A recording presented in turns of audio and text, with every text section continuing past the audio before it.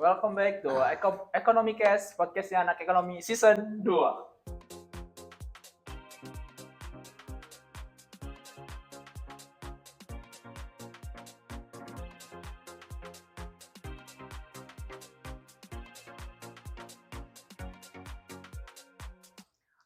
Di sini saya Susanto ditemani sama Kang Jalen.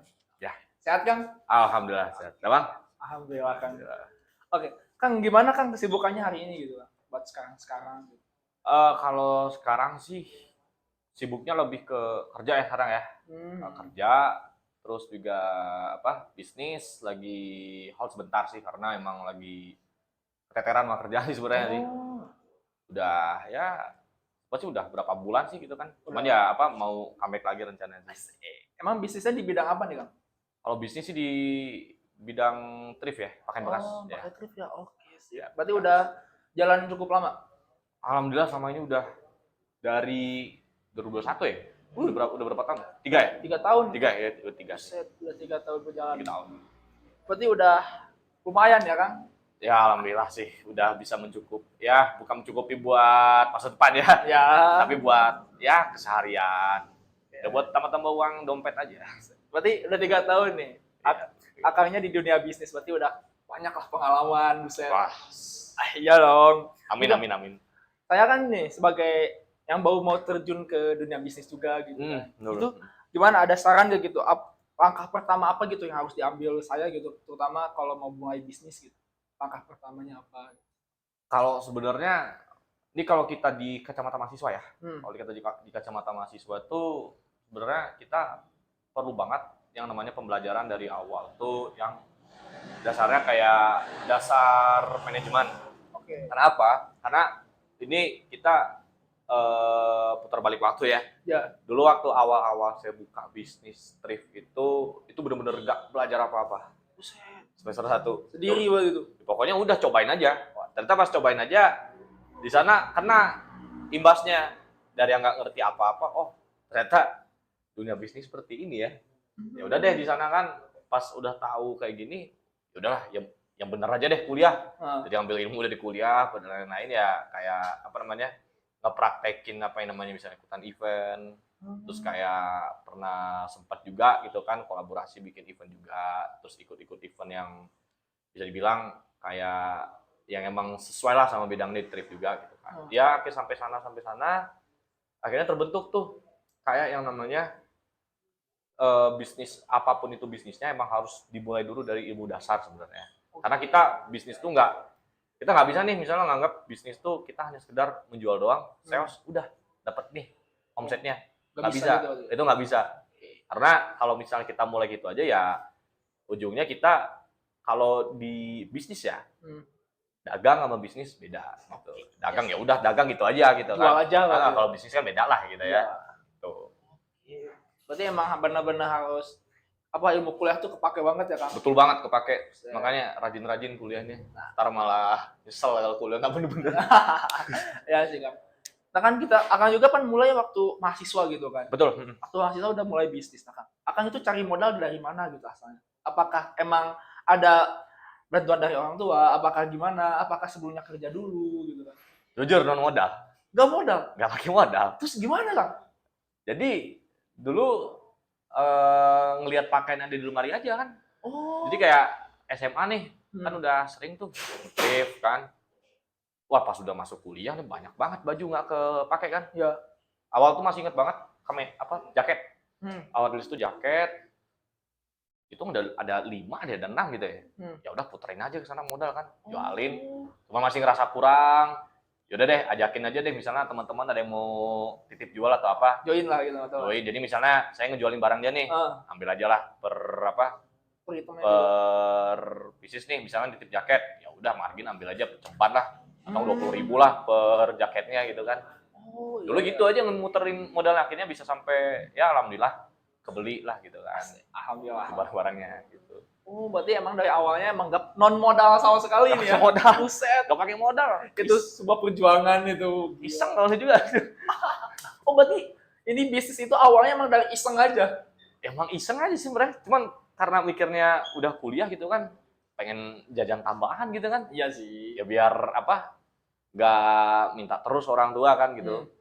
Ya udah deh, tercipta karena dari sebuah kekritisan keadaan sebenarnya. Oh, berarti emang keadaan yang memicu semuanya gitu. Karena gengsi juga sih ke orang tua, Minta terus uang gitu kan, udah beresin kuliah gitu kan. Udahlah, apa namanya? Cobalah bisnis gitu kan. Gitu. Ngomongin soal gengsi nih Kang, soalnya kan banyak lah, gak sedikit Akang juga pasti kayaknya ngerasain. Ya. Punya temen kadang-kadang emang bener-bener gengsi gitu kan, gak mau dagang, gak mau di asap tuh gak mau gitu. Menurut Akang itu gimana tuh? Kalau case-nya ngeliat kayak gitu ada ya. Tapi kalau menurut saya sebenarnya ini ada dua perspektif nih. Ya. Ada yang emang dia nggak beneran pengen jualan, pengen kerja dulu baru dia jualan. Ada yang pengen jualan, tapi cuman ya udah banyak plan doang, banyak ide, cuman nggak dieksekusi. Nah itu gimana tuh Kang biar kayak udah punya ide nih kita teh, punya ide, terus biar nggak eksekusi itu tuh terus gak gengsi gitu. Ada nggak tips and tricksnya gitu kayak gimana? Sebenarnya gini sih ya. Kalau dibilang trik ya, kalau saya juga termasuk dalam orang yang awalnya coba-coba sebenarnya. Tapi kita kayak dari coba-coba, jadi nemu gitu kan kita hikmahnya. Oh bisnis tuh nggak boleh main-main. Karena kalau kita misalnya bisnis main-main ya jadinya nanti malah kolaps atau apa gitu kan. Nah ini balik lagi nih misalnya, contohnya kalau ada yang pengen iseng buka bisnis ataupun yang pengen mulai bisnis mager atau apa. Nah itu salah satu contohnya nih. Permasalahan ketika orang mau mulai bisnis tuh dia punya ide. Dia punya jutaan, sebuah gagasan atau cetusan yang dimana dia bilang, wah ini gue bisa nih bikin bisnis ini nih, gue bisa bikin ini pohon bisa jadi keripik misalnya kan. Idenya bagus, cuman praknya nggak ada. Nah kadang yang kayak gitu tuh karena mereka biasanya ya kalau di kacamata saya sendiri yang saya lihat mereka tahu sistem dagang atau berbisnis tapi mereka belum pernah bisnis. Karena ya apa ya, karena kita kan kalau misalnya hanya modal ngomong nih ya, kita modal ngomong terus kita ceritain nih ke orang-orang ide bisnisnya gini apa dan lain-lain, cuman sama aja percuma kalau mereka nggak pernah dagang. Karena dari awal pun juga itu pasti dagang. Rasul pun pasti dagang dari awal. Iya benar. Pasti dari sana karena niat sebenarnya. Karena balik lagi sih kalau dibilang karakter ya perspektif sebenarnya. Niat aja sebenarnya. Niat sama biasanya didorong karena keadaan. Berarti ya dua faktor itulah yang paling kuat lah gitu ya. Jadi bisa dibilang kuat atau enggak gitu. Bahkan ada juga nih orang yang udah berada tapi mereka tetap pengen bisnis karena ada passionnya. Oh, nah. Pasti kan ada yang emang orangnya udah berada lah dari keluarganya gitu kan. Cuman emang passion dari bisnis ya pengen bisnis. Ada juga yang emang cuman pengen berteori doang tapi ketika di praknya wah kurang gitu. Nah itu balik lagi karena mereka mereka belum nemuin rasa dari si berdagangnya gimana, belum pernah ngelakuinnya tapi tahu idenya. Nah niatnya harus diasah. Iya sih itu. Nah tadi ngomongin ide bisnis sama passion juga gitu, misalnya kita pengen nge-build sebuah bisnis gitu. Kita tuh haruskah kita ngikutin passion kita sendiri ataukah kita ngelihat tren pasarnya apa dulu? Kalau misalnya kita melihat passion ya, bisnis itu kan passion ya. Nah, kalau misalnya kita emang sudah punya passion dalam berbisnis, kita suka tuh ngadepin segala apapun itu situasi di dalam bisnis. Ini beda konteksnya. Kita berbisnis karena passionnya. Nah, dari passion itu muncullah sebuah hobi. Kalau tipikal saya sendiri yang dari hobi jadi bisnis, gitu. Jadi yang emang suka ngetrif lah bahasanya. Iya. Ngetrif. Karena dari emang hobi juga gitu. Karena emang ada nih si untungnya, ya udah cuanin aja lah gitu kan. Jadi deh di sana biasa terus gitu. Jadi emang banyakkan dari passion lah ya. Dari passion muncullah dari riset pasar baru gitu. Betul. Yang satu lagi nih kayak riset pasar misalnya. Saya dulu kan dari hobi lupa namanya riset pasar. Apa aja dijual. Antem aja semuanya kan. Akhirnya nge-crash tuh pasar. Pas nge-crash pasar, wah ini pernah tuh sempet gak laku bro. Ada sempet pokoknya pernah deh gak laku dalam waktu lama gitu ya. Sempet vakum. Akhirnya pas pikir-mikir lagi, pentingnya kita riset pasar itu ya sama aja kita ngeriset kebutuhan konsumen. Jadi ketika kita memenuhi kebutuhan konsumen itu kita ketahui dulu gitu kan karakteristik dari calon konsumen kita itu seperti apa. Kita bisa ngelihat nih, misal dari usianya, kita bisa ngelihat dari kebiasaannya, dan kita bisa ngelihat nih, kita sanggupnya jangkauan yang kemana. Kita mau jangkauan yang emang world shipping ataupun seluruh Indonesia atau mau yang seprovinsi sekota dulu atau apa, kita bisa ngerancang dari sana karakteristik kayak nilai dulu dari kapasitas kita. Nah itu sih maksudnya kayak sepenting itulah riset pasar ya dalam berbisnis gitu. Oke. Misalkan kan misalnya kita nih punya ide usaha, suatu misalnya saya gitu kan punya ide usaha pengen buat suatu makanan ataupun apapun itu gitu. Terus biar kita ngematangin si idenya itu kan nggak mungkin ide itu langsung dijalanin gitu kan. Pasti nggak mungkin. Pasti harus di pematangan dulu, mikirin apanya dulu. Terus langkah yang harus dilakuin banget pada saat pematangan itu apa gitu kan?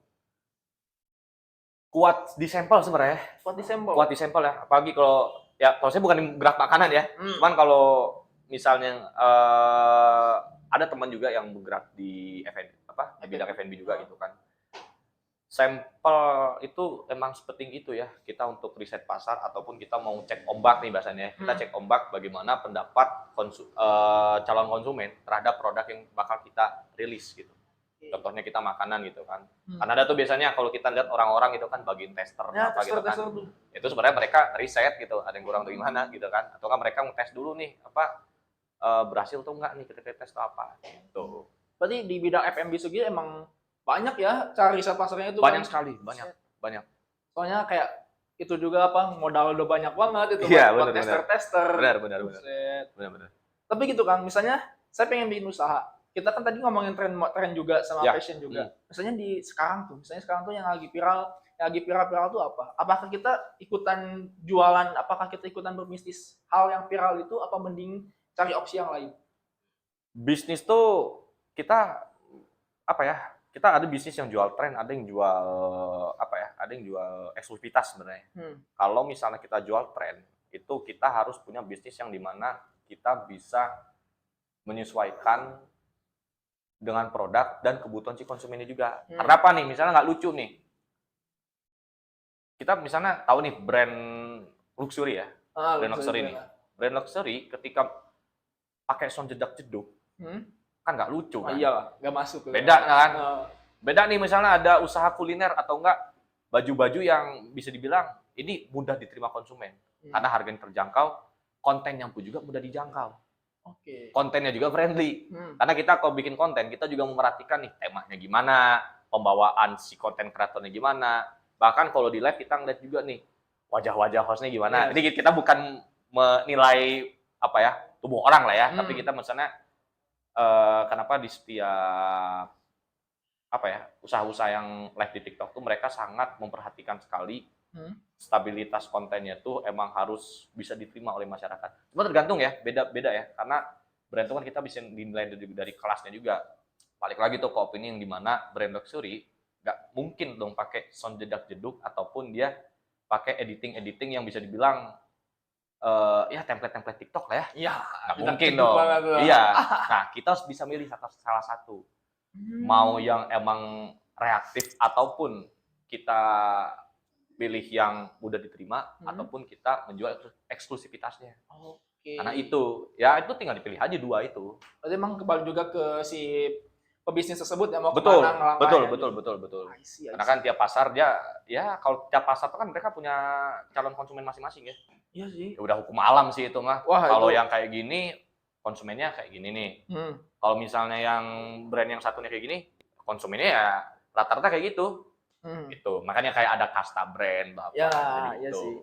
Nah, tadi kan ngomongin konten gitu-gitu, Kang.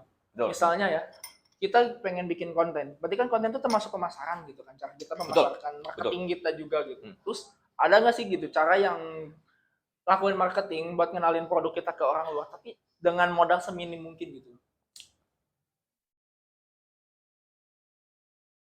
Harus bisa nuangin ide dalam bentuk yang nyata ya. Karena gini, kalau misalnya kita bikin video gitu ya, konten, pernah denger hook gak? Hook ya? Ya, nah hook itu tuh sekarang jadi salah satu senjata yang paling sering dipakai oleh orang-orang tuh. Misalnya ada serius 10.000 dapat 3 kaos kaki. Nah, iya. Nah, orang-orang tuh gak kepancing tuh gitu tuh. Terus muncul keranjang kuningnya atau apa kan. Muncul nih, klik di sini nih. Nah, jadi kayak apa ya namanya? Nah, tipe-tipe kayak hook itu tuh, itu yang maksudnya dia nggak perlu modal atau apa, tapi perlu ide. Ada juga yang benar-benar konten kreatif yang dimana si konten ini emang benar dikonsep banget dari A sampai Z. Yang dimana mereka nih emang udah konsepnya boardnya udah tertata lah. Kayak misalnya iklan ya. Iklan untuk iklan yang lewat di biasanya kalau misalnya main Instagram tuh di story ataupun di feed ya ads kan ada tuh ads-nya tuh. Nah, biasanya ada nih iklan story sama di video di TikTok tuh dia beda, karena iklan story itu mereka emang bener-bener digunakan sebagai pemancing. Nah, dipancing opernya lah ke platform yang lain, Shopee, TikTok. Iya sih. Nah, makanya kayak dari Instagram tuh mereka apa ya biasanya digunakan sebagai wadah untuk memancing si konsumen ini biar bisa masuk ke dua platform tersebut. Nah, konten yang menarik dan punya kapasitas eksekusi yang cukup, itu bisa jadi konten yang menarik. Dan satu lagi juga, kita perlu memahami kebutuhan konsumen itu seperti apa dan mengemasnya itu dengan elemen-elemen apa. Karena nggak mungkin dong kalau misalnya kita bikin konten, ya udah konten sekedar ngevideoin produknya doang. Asal-asalan loh. Banyak tuh namanya gimmick ya, kita pakai hook-nya lah, kita pakai model yang yang gitu lah. Yang apa ya, bahasanya kalau punya temen ganteng tuh apa gitu kan, yang cantik kan tuh bisa dipakai juga tuh. Nah gitu tuh apa kan, terus kayak apa namanya, editing juga perlu. Editing penting berarti? Editing penting banget. Buset. Karena ya apa ya konten yang menarik ya editing yang bagus. Simpelnya itu aja kalau bisa. Kalau nggak ribet-ribet banget ya, nggak perlu ribet banget itu. Iya sih. Konten yang menarik ya editing yang bagus sebenarnya. Emang butuh skill editing juga berarti ya. Benar, terkonsep juga. I see. Gitu. Nih, Kang. Tadi kan juga ngomongin sedikit skill gitu kan. Skill editing itu kan cukup penting juga gitu. Misalnya, sekarang kan saya gitu kan pengen jadi sebuah businessman, pengen punya sebuah bisnis gitu. Menurut Kang, skill-skill apa aja nih yang benar-benar dibutuhin buat ngebangun bisnis gitu sebagai wirausahawan? Skill untuk membuka usaha nih awal-awal gitu ya? Iya, awal-awal sama buat jalanin lah gitu. Oke. Awal-awal ya. Ini karena saya orang merupakan orang belajar juga ya. Gitu ya. Belajar lah Kang kita. Kita juga sama-sama lah belajar lah ya. Ya kan? Kita ketahui dulu apa yang kita pengen. Pengen bisnis karena apa dulu? Jadi dasarnya dulu apa? Dasarnya dulu, ada kan orang dia bisnis ya karena keterpaksaan keadaan. Ada orang yang bisnis ya karena dia emang passionnya berbisnis. Ada orang yang berbisnis karena dia emang pengen menjadikan bisnis itu menjadi salah satu sebuah profesi utamanya. Nah gitu. Nah, tentuin dulu pengen berbisnis karena apa dan asah dulu marketnya. Analisis market. Karena apa? Karena kita kan sekarang bersaing di dunia e-commerce ataupun sosial media itu kan luas banget ya. Itu luas banget. Dan jujur juga saya kalau lagi jalan bisnis trip ini saingannya berat-berat. Kadang tenggelam gimana caranya biar kita bisa naik lagi nih gitu kan. Kontennya harus gimana, ini apa dan lain-lain gitu kan, sehingga ya kita bisa bersaing lagi nih di pasar sehingga produk kita ini dapat spotlight nih oleh calon konsumen. Gitu. Karena thrift itu kan samanya barangnya sama semua. Nggak ada yang baru juga barangnya kan. Ya namanya thrift kan. Nama juga thrift kan. Gitu kan. Jadi kayak apa ya? Kita ketahui dulu tuh analisis pasar kita tuh seperti apa gitu kan. Dan terus juga paling apa lagi ya? Ini sih paling ya apa ya? Mental ya. Mental ya. Karena itu kalau misalnya kita nggak pakai mental mah bisnis kalau lagi turun ya kita gimana ntar begini turun nih terus kalau kita dipertemukan dengan situasi seperti itu kita nggak punya mental usaha ya udah tenggelam sama ya pesaing yang lain gitu kan. Iya sih. Satu lagi juga niat itu sih Niat yang Balik lagi ke niat sebenarnya sih. Berarti emang semuanya emang dari niat dulu kan? Emang udah niat sih sebenarnya. Kalau emang niatnya pengen bisnis, kuat lah gitu. Iya kan? niat. Nah. Satu lagi sih ngikutin Rasul. Itu ya. Itu yang utama itu. Benar. Tapi Kang, Akang pernah sejatuh apa gitu dalam bisnis itu, terus yang memicu Akang untuk bangkit lagi itu apa? Karena nggak laku aja sih. Karena nggak laku. Karena nggak laku aja sih dulu. Oh, terus itu Akang bilang kayak, lu otomatis kan kalau kolaps gitu kan kayak nggak laku, kayak patah semangat lah sedikit pasti. Iya. Gimana nih gitu, kayak males. Itu buat Akang bangkit lagi apa gitu, yang memicunya gitu? Emang karena cuma niat aja dari awal gitu? Ini kalau saya, kalau berkaca di momen dulu lagi gitu kan, karena dipertemukan keadaan yang lagi sulit aja gitu kan. Jadi kayak keadaan dimana kebutuhan di luar kampus nih misalnya ada acara atau apa kan. Kan mahasiswa kan doyan lah keluar terus dari rumah kan. Iya. Yang ngekos diajak keluar jam berapa aja kan. Wah, gas sana sini aja kan. Nah, itu ngerasa tuh kayak trip nggak jalan, nggak laku atau apa. Aduh, ini mau nggak mau harus jalan lagi nih. Sempet juga tuh dulu pas lagi vakum sempet juga kerja dulu kan. Pas semester 3 itu ya, semester 3 gitu kan. Juga kerja. Cuman ya udah kerjanya udah dapat yang uang segitu aja gitu kan. Maksudnya kayak yang pengen lebih ya dapat penghasilan segini gitu kan. Ya buat apa namanya? Ya ngisi-ngisi jajan lagi sebenarnya. Cuman karena dipertemukan keadaan dan juga nih ada stok barang di belakang. Saya ngeliat lagi stok barang di belakang. Ini sayang nih kalau ditinggalin. Iya. Nah di sana kepicu lagi. Ini mau nggak mau nih harus jalan lagi. Jadi pembangkitnya sebenarnya kita sendiri sih ya, niat atau apa. Kalau saya dulu gitu. Ketika udah pas kerja atau apa dapat penghasilan segini atau apa, ya ketika lihat jualan nggak laku tuh kita jadi kayak malah kasihan sama diri sendiri gitu kan. Sayang udah belanja udah banyak-banyak terus nggak dijual apa gitu kan. Salahnya saya sendiri gitu kan. Karena ini barang nggak laku bukan salah orang tapi salah saya gitu kan. Itu deh yang bikin bangkit lah gitu kan. Emang dari diri sendiri lagi. Dari diri sendiri aja balik sih. Tapi Kang nih Kang, buat pengalaman sama teman-teman yang lain juga kan mau bangun bisnis itu. Akang kan udah bisnis udah ada 3 tahunan. Alhamdulillah. Tantangan awal dalam bisnis yang benar-benar pasti dihadapi sama semua bisnismen itu apa gitu. Terus cara ngatasinya gimana gitu buat mitigasinya? Apakah misalnya awal-awal tuh kayak nyari customer pasti sepi dulu lah, gimana dulu? Betul gitu. banget. Terus mitigasinya bakal gimana? Gitu? Jujur ya, awal dari penghalang pertama itu ketika berbisnis tuh gengsi. Pertama. Itu bener-bener harus diturunin dulu gengsi. Ya gengsi bener tuh, karena mikir nih ngapain harus ramah-ramah ke orang gitu kan, nggak mikir gini atau apa gitu kan. Dan ternyata emang itu sih hukumnya kalau kita berdagang harus siap sakit hati aja sih. Oh siap sakit hati aja. Kita siap sakit hati gitu kan. Kalau kita kena komplain ataupun kita nggak didengerin orang atau apa gitu kan, itu sih. Terus juga kedua kayak pengalamannya ya itu sih gengsi sih pada awalnya. Ketika kita ngelangin gengsi, ya kita bisa ngelaluin bab-bab yang ada di dunia bisnis sebenarnya itu sih ya. Ya dunia wirausaha lah. Iya. Tuh. Nah, Kang, tadi nyebutin sedikit komplain. Misal komplain yang paling pedas gitu yang pernah Akang terima apakah gimana gitu. Terus kayak ngadapinya apa cuman oh ya udah gitu, oh, biasa aja apakah gimana gitu. Alhamdulillah sejujurnya sejauh ini belum ada komplain pedas ya. Alhamdulillahnya belum ada. Paling ya kayak cuman bilang nih, wah Mas ini apa overall bagus nih Mas barangnya. Cuman kancingnya agak offside ini. Mungkin ini bawaan dari bajunya begini ya.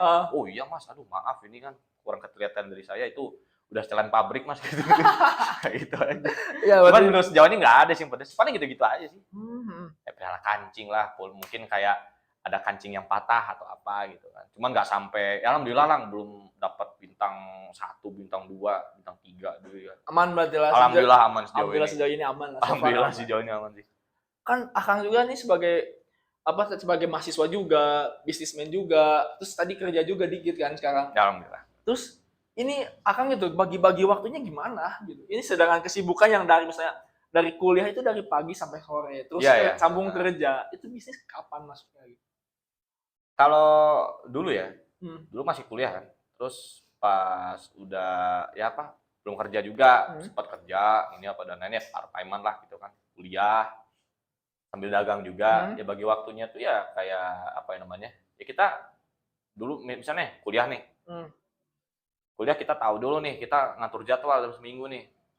Kita kan punya tuh jadwal kuliah tuh, kita atur jadwal kuliah misal sampai jam segini, jam segini, jam segini nih. Nah kita bisa nyeleksi nih dari 1 minggu ini apa namanya, jadwal mana yang kosong. Udah rezeki juga ya, udah lulus Agustus juga kemarin. Alhamdulillah. Ya tinggal revisian aja sebenarnya sih. Dikit lagi kan, bisa itu. Ya itulah gitu kan. Ya biasa habis sidang lah pasti revisiannya. Iya. KPK. Ya gitulah, maksudnya dagang juga apa? Karena kerja ya dagang sempat ke hold dulu kan gitu kan. Sekarang lagi pengen ngatur waktu lagi biar bisa.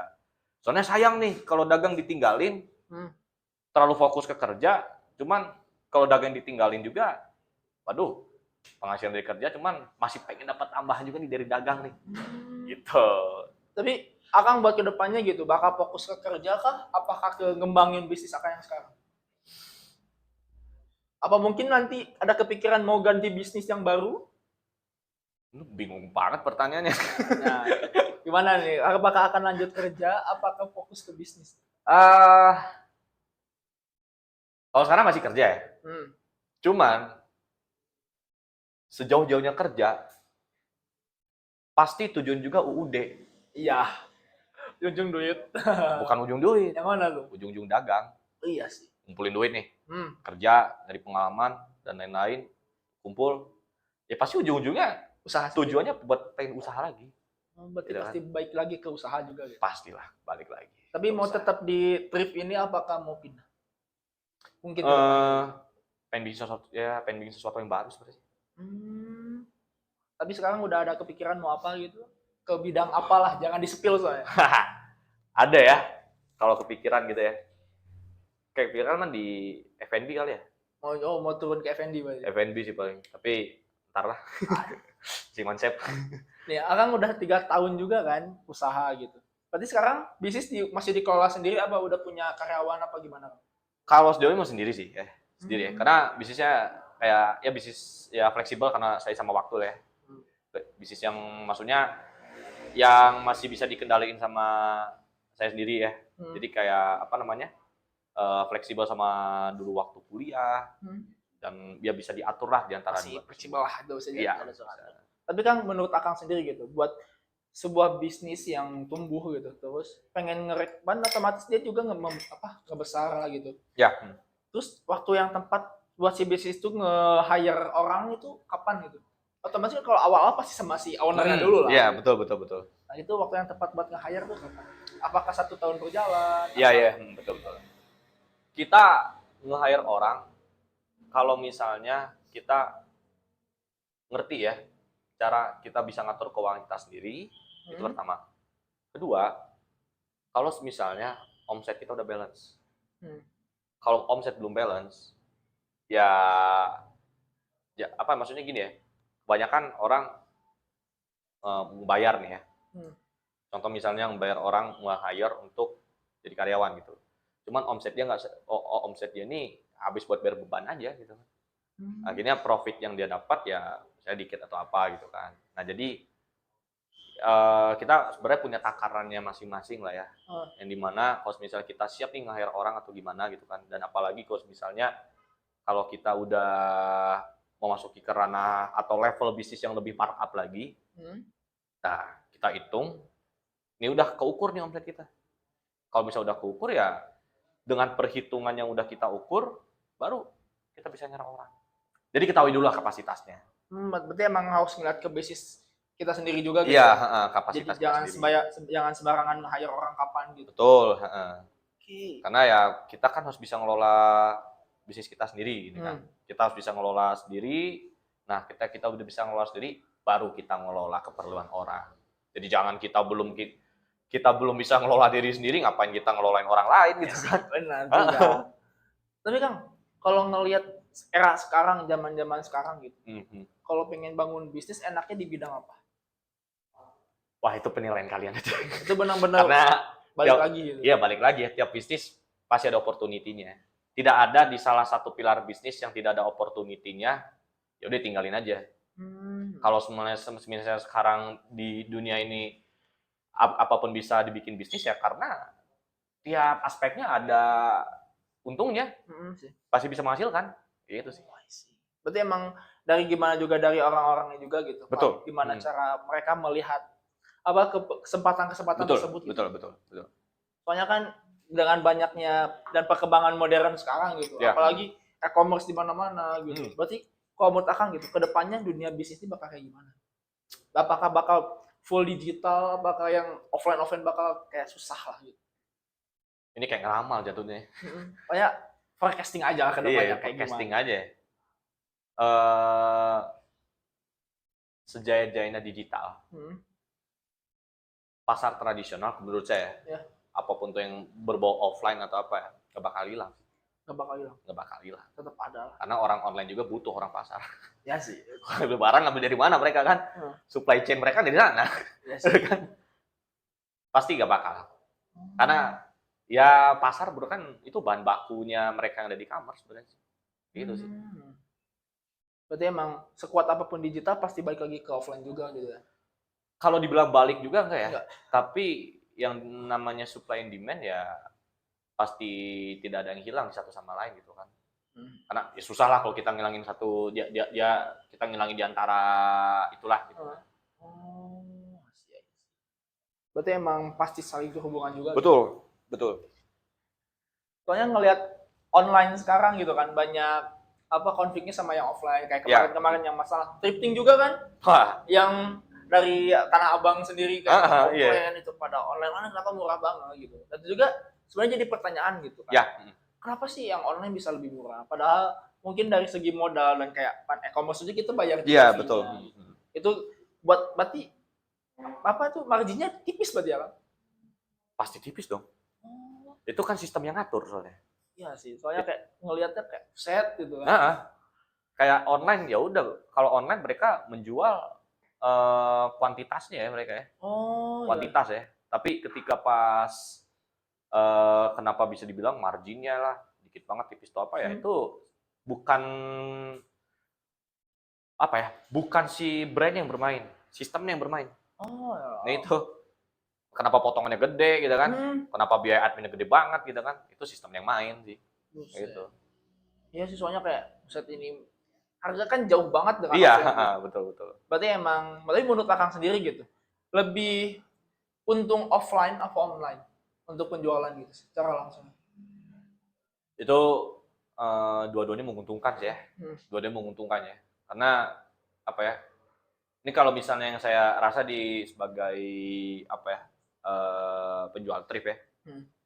Ketika kita jual online ada beberapa barang yang nggak laku di online. Tapi ketika offline, ketika kita lagi ikutan event atau apa, di barang laku nih. Iya. Bisa gitu? Bisa gitu. Barang yang nggak laku nih misalnya dari beberapa bulan yang lalu nih, pas lagi ikutan event, keluar juga barangnya. Karena kita nggak tahu, maksudnya pasar tuh bisa ditemuin di mana aja sebenarnya. Gitu. Online dan offline pun sama-sama menguntungkan. Tapi menurut Akang, tadi ngomongin event, ngomongin event gitu kan. Kalau ikut-ikut event gitu untuk terutama untuk baju gitu kan. Itu emang nguntungin banget apakah cuman buat branding aja gitu? Tergantung event yang kita ikut ya. Ada event yang emang buat sales, ada event yang membuat branding gitu. Soalnya kan kadang-kadang saya juga ikut ke event-event trip gitu. Betul. Terus agak kaget juga dengan harga-harga baju trip di situ. Ada yang benar-benar low price gitu yang kayak segituan, tapi kadang-kadang ada yang 2 juta, 3 juta. Wow. Itu bikin kaget juga gitu kan. Bisa semahal itu gitu. Itu emang dari trip itu emang beda-beda gitu ya. Emang dong, beda-beda ya. Ya apa ya? Kan banyak merek ya. Berarti emang tergantung brand gitu. Tergantung brand. Karena kalau apa ya?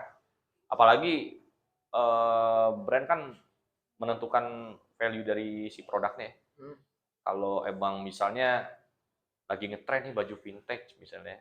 Kalau di thrift itu sebutnya vintage. Vintage ya. Kalau vintage itu dia sebutnya kalau di thrift itu vintage.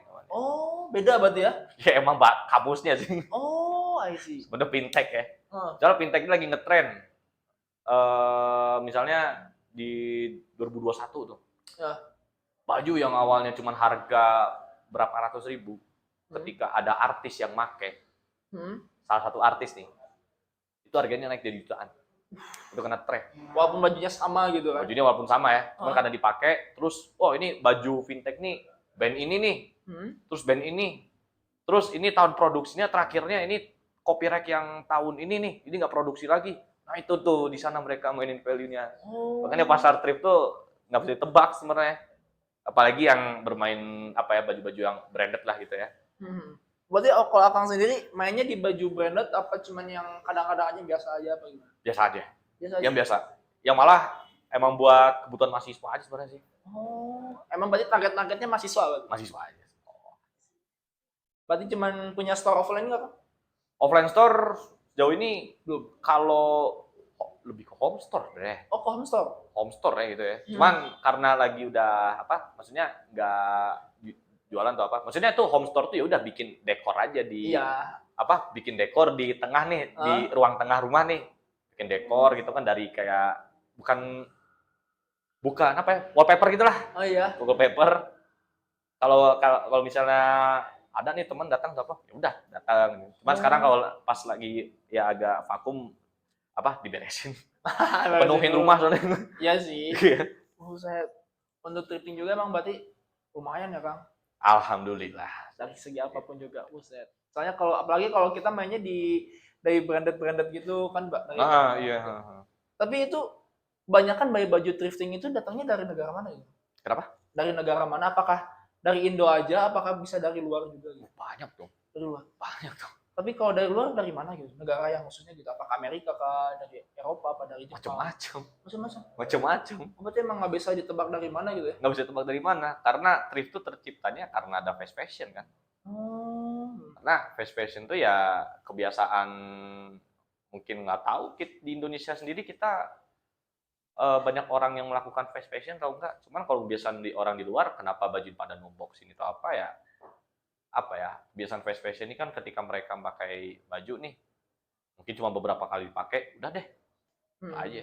Nah itu keputar tuh, kenapa tuh barang-barang numpuk di Indonesia, dijualin Indonesia. Itu terjadi di mana-mana, nggak di Indonesia doang. Thrift tuh kayak gitu sistemnya. Oh, ternyata emang kayak gitu ya? Emang itu sistemnya. Saya emang ngeliat dunia thrift ya, sekarang apalagi Kang, saing banyak banget, banyak buset, sekali emang. itu banyak banget. Di Bandung aja banyak banget, buset.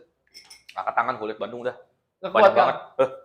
Tapi emang kota-kota menurut Akang sendiri gitu ya, kota-kota thrifting di Indonesia tuh di mana aja yang bener-bener kuat dan paling banyak gitu? Paling banyak ya? Jakarta sih. Jakarta ya?